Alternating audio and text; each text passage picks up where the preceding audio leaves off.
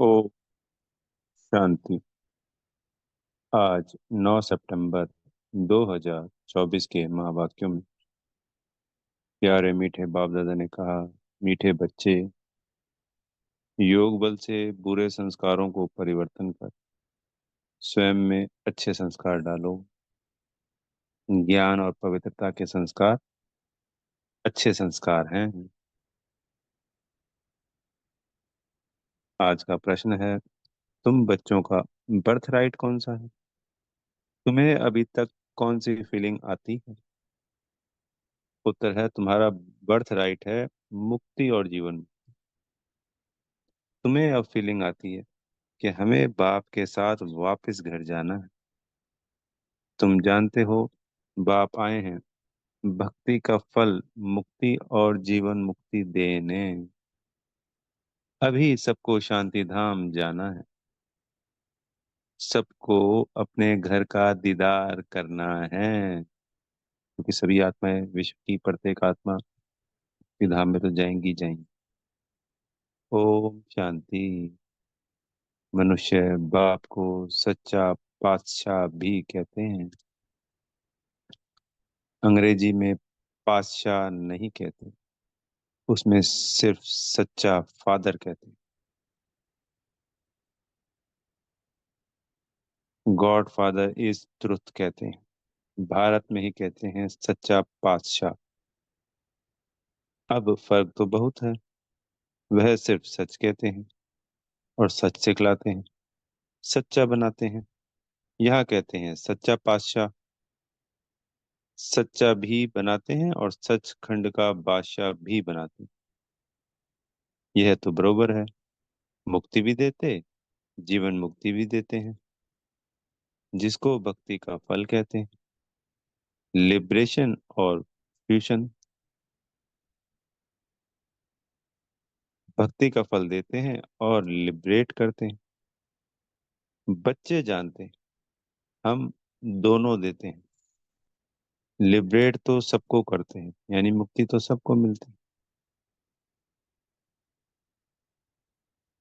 फल तुमको देते हैं। फल क्या हो गया? सुख धाम। लिबरेशन और फ्यूशन, यह भी भाषा बनाई हुई है ना। भाषाएं तो बहुत है। शिव बाबा के नाम भी बहुत रख देते हैं। कोई को कहो उनका नाम शिव बाबा है तो कह देते हैं हम तो उनको मालिक ही कहते हैं। मालिक तो ठीक है, परंतु उसका भी तो नाम चाहिए ना। नाम रूप से न्यारी कोई चीज होती नहीं। मालिक भी कोई चीज का बनता है ना। नाम रूप तो जरूर है।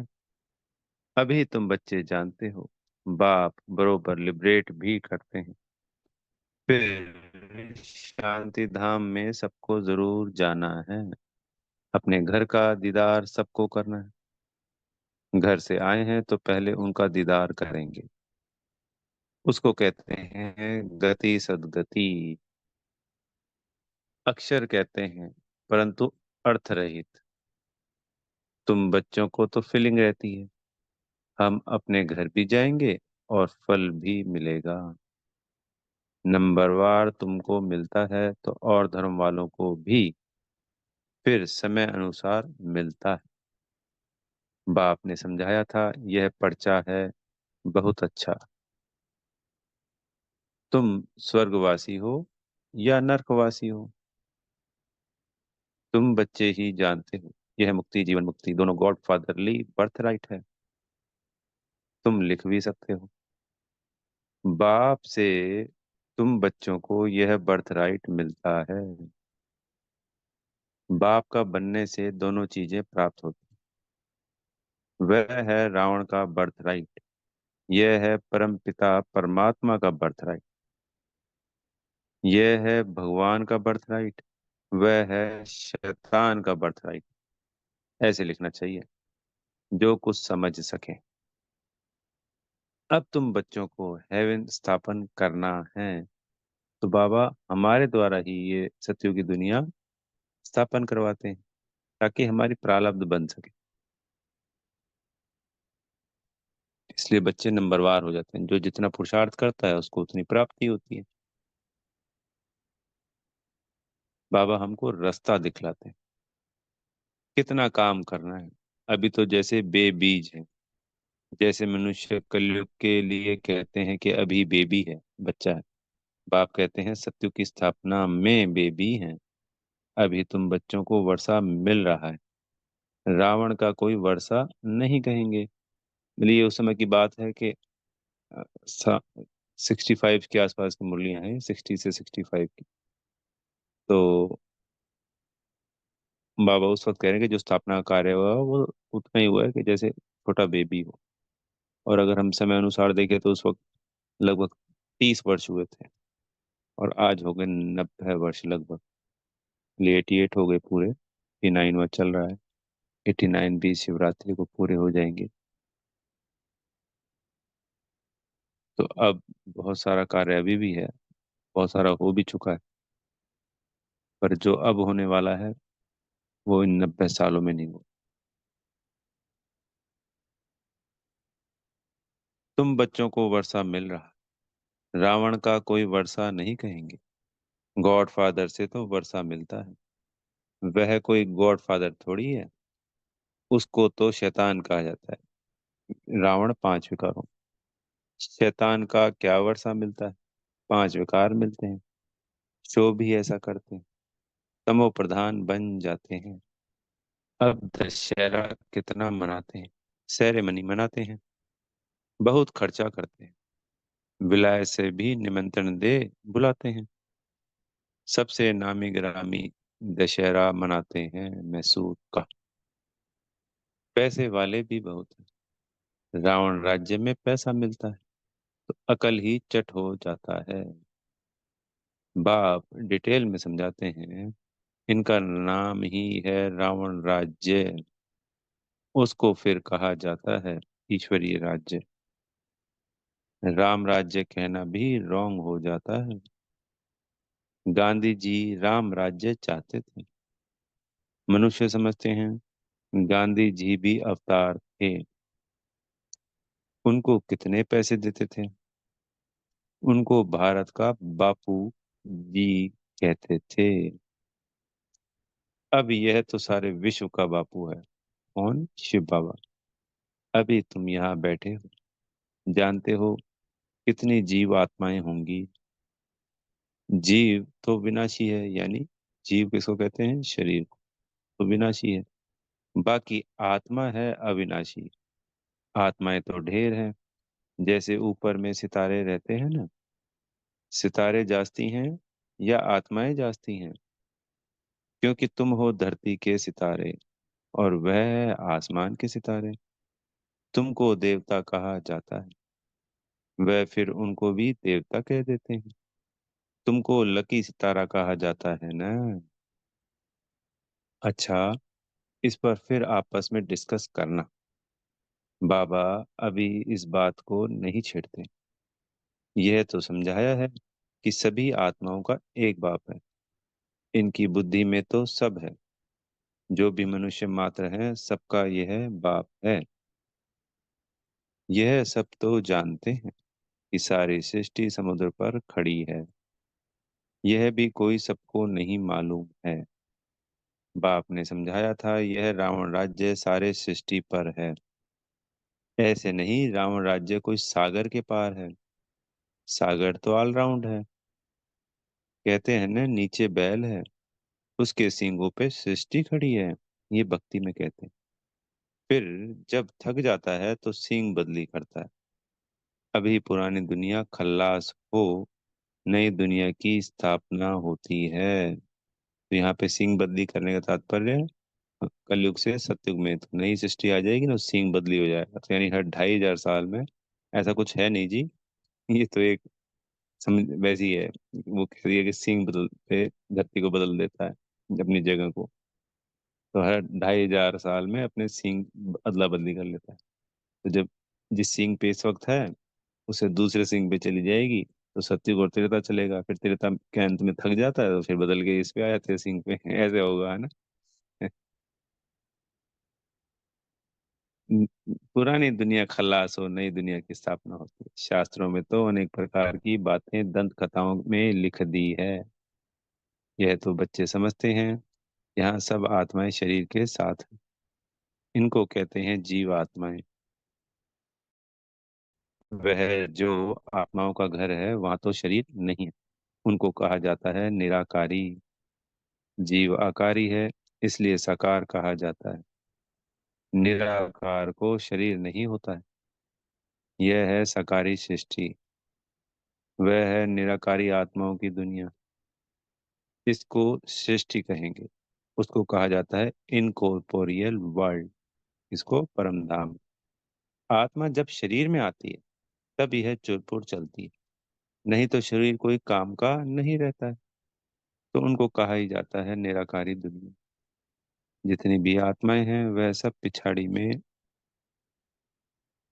आने चाहिए। इसलिए इसको पुरुषोत्तम संगम युग कहा जाता है। सब आत्माएं जब यहाँ आ जाती हैं तो वहां फिर एक भी नहीं रहती। वहां जब एकदम खाली हो जाता है तब फिर सब वापस जाते हैं। तुम यह संसार ले जाते हो नंबरवार।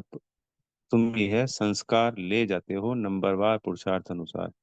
तो जो पुरुषोत्तम संगम युग पे बाबा की श्रीमत पे हम अपने संस्कारों को परिवर्तन कर नए संस्कार धारण करते हैं, पुरानों को छोड़ देते हैं, नए लेते हैं। तो उसी हिसाब से आत्मा नंबरवार बाबा कह रहे हैं ना कि अपने संस्कार ले जाते हैं। कोई नॉलेज के संस्कार ले जाते हैं, कोई प्योरिटी के संस्कार ले जाते हैं। आना तो फिर यहाँ ही है। परंतु पहले तो घर में जाना है। वहाँ है अच्छे संस्कार, यहाँ है बुरे संस्कार। अच्छे संस्कार बदल कर बुरे संस्कार हो जाते हैं। फिर बुरे संस्कार योग बल से अच्छे होते हैं। अच्छे संस्कार वहां ले जाएंगे। बाप में भी पढ़ाने के संस्कार है ना, जो आकर समझाते हैं। रचयिता और रचना के आदि मध्य अंत का राज समझाते हैं। बीज की भी समझानी देते हैं तो सारे झाड़ की भी समझानी देते हैं। बीज की समझानी है ज्ञान और झाड़ की समझानी हो जाती है भक्ति।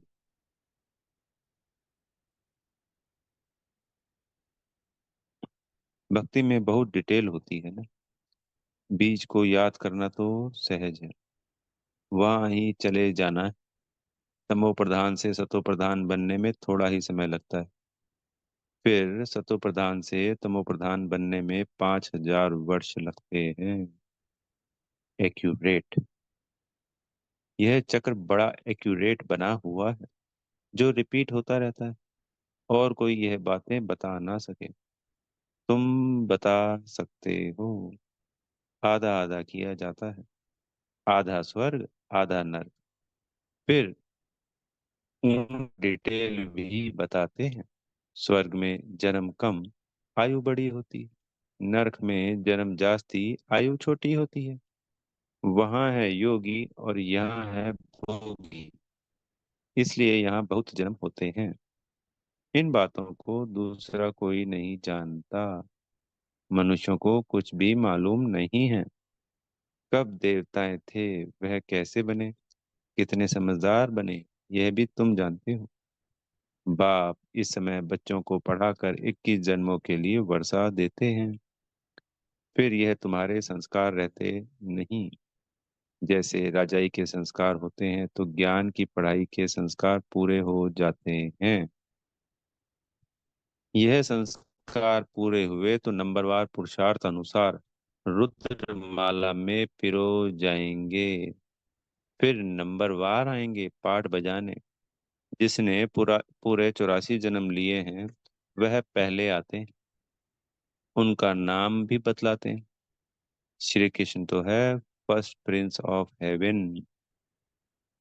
तुम जानते हो सिर्फ एक थोड़ी ही होगा, सारी राजधानी होगी ना। राजा के साथ तो फिर प्रजा भी चाहिए। हो सकता है एक से दूसरे पैदा होते जाएं। अगर कहें 8 इकट्ठे आते हैं, परंतु श्री कृष्ण तो नंबर 1 में आएगा ना। 8 मीठे आते हैं तो फिर श्री कृष्ण का इतना गायन क्यों? ये सब बातें आगे चलकर समझाएंगे। कहते हैं ना, आज तुमको बहुत गुह्ये ते गुह्ये बात सुनाता हूँ। कुछ तो रहा हुआ है ना।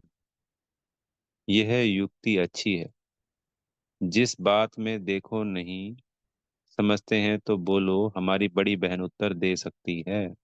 यानी हम किसी के साथ डिस्कशन कर रहे हैं, समझानी दे रहे हैं, और कोई बात हम नहीं समझते तो कहेंगे कि बड़ी दीदी या वो समझानी देंगी, या मैं उनसे पूछ के बताऊं, या ये बात अभी बाबा ने बताई नहीं है, क्लियर नहीं की। ऐसा भी कह सकते। या तो कहना चाहिए अभी बाप ने बताया नहीं है।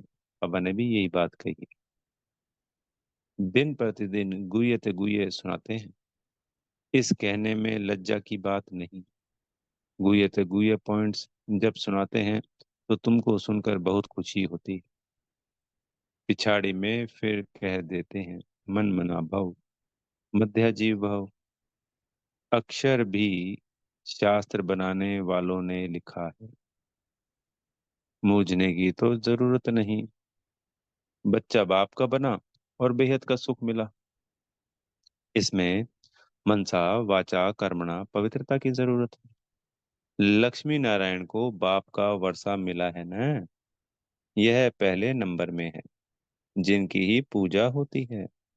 अपने को भी देखो, हमारे में ऐसे गुण हैं। अभी तो बेगुण है ना।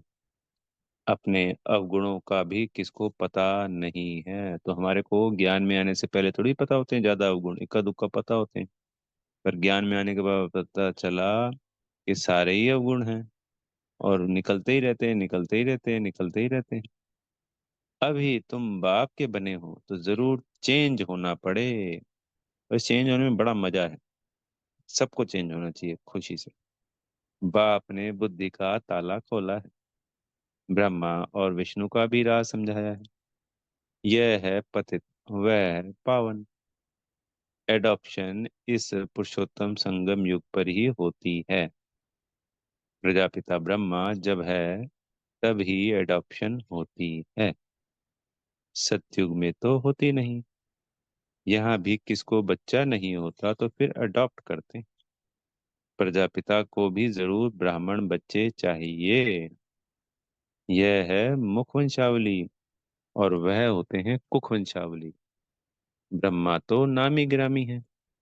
इनका सरनेम ही बेहद का है।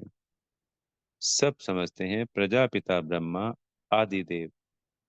इसको अंग्रेजी में कहेंगे ग्रेट ग्रेट ग्रैंडफादर। यह है बेहद का सरनेम।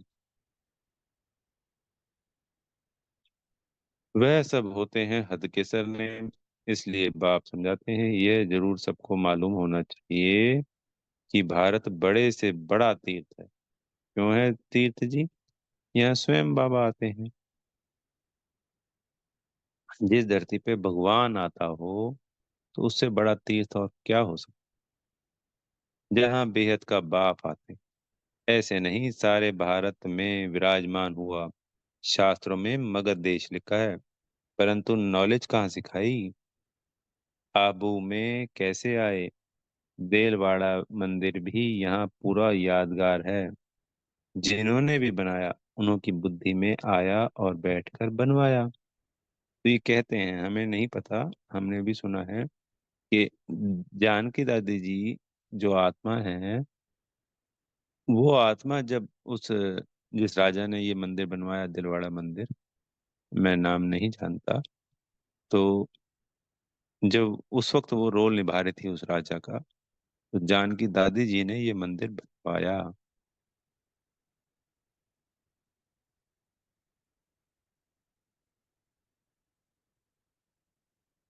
एक्यूरेट मॉडल तो बना ना सके। बाप यहाँ ही आकर सर्व की सदगति करते हैं।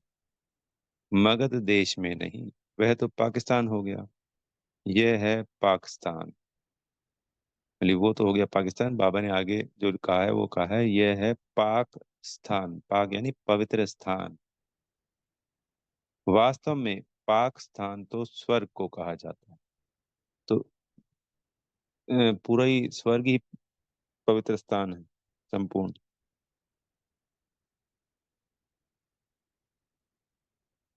पाक और नापाक का यह सारा ड्रामा बना हुआ है। तो पाक हो गया सत्युग त्रेता, नापाक हो गया द्वापर कलयुग। तुम मीठे मीठे सिकी लदे बच्चे, तुम यह समझते हो आत्मा परमात्मा अलग रहे बहुकाल। सुंदर मेला तब लगा जब सदगुरु मिला दलाल। कितने काल के बाद मिले, फिर कब मिलेंगे। सुंदर मेला कर दिया जब सतगुरु मिला दलाल के रूप में। गुरु तो बहुत है ना, इसलिए सतगुरु कहा जाता है। स्त्री को जब हथियाला बांधते हैं तो भी कहते हैं ये पति तुम्हारा गुरु ईश्वर है। पति तो पहले पहले नापाक बनाते हैं। आजकल तो दुनिया में बहुत गंद लगा पड़ा है। अब तुम बच्चों को तो गुलगुल बनना है। तुम बच्चों को पक्का पक्का हथियाला बाप बांधते हैं। यूं तो शिव जयंती के साथ ही रक्षाबंधन हो जाता है। गीता जयंती भी हो जानी चाहिए। श्री कृष्ण की जयंती थोड़ा देरी से नई दुनिया में हुई है। बाकी त्योहार सब इस समय के हैं। रामनवमी कब हुई, यह भी कोई को पता है क्या। तुम कहेंगे नई दुनिया में 1250 वर्ष के बाद में रामनवमी होती है। शिव जयंती, कृष्ण जयंती, राम जयंती कब हुई, ये कोई भी बता नहीं सकते। तुम बच्चे भी अभी बाप के द्वारा जान गए हो, एक्यूरेट बता सकते हो। गोया सारे दुनिया की जीवन कहानी तुम बता सकते हो। लाखों वर्ष की बात थोड़ी बता सकते हैं। बाप कितनी अच्छी बेहद की पढ़ाई पढ़ाते हैं। एक ही बार तुम 21 जन्मों के लिए नग्न होने से बचते हो। अभी तुम 5 विकारों रूपी रावण के पराय राज्य में हो। अभी सारे 84 का चक्र तुम्हारी स्मृति में आया है। अच्छा मीठे मीठे सिकी लदे बच्चों प्रति माता पिता बाप दादा का याद प्यार और गुड मॉर्निंग। रूहानी बाप की रूहानी बच्चों को नमस्ते। हम रूहानी बच्चों के प्यारे मीठे रूहानी बाप दादाजी को याद प्यार गुड मॉर्निंग और नमस्ते। धारणा के लिए मुख्य सार में पहला पॉइंट, बेहद सुख का वर्षा प्राप्त करने के लिए मनसा वाचा कर्मणा पवित्र जरूर बनना है। अच्छे संस्कार योग बल से धारण करने हैं। अपने को गुणवान बनाना है। दूसरा पॉइंट, सदा खुशी में रहने के लिए बाप जो रोज गुये गुये बातें सुनाते हैं उन्हें सुनना और दूसरों को सुनाना है। किसी भी बात में मूंझना नहीं है, युक्ति से उत्तर देना है। लज्जा नहीं करनी है।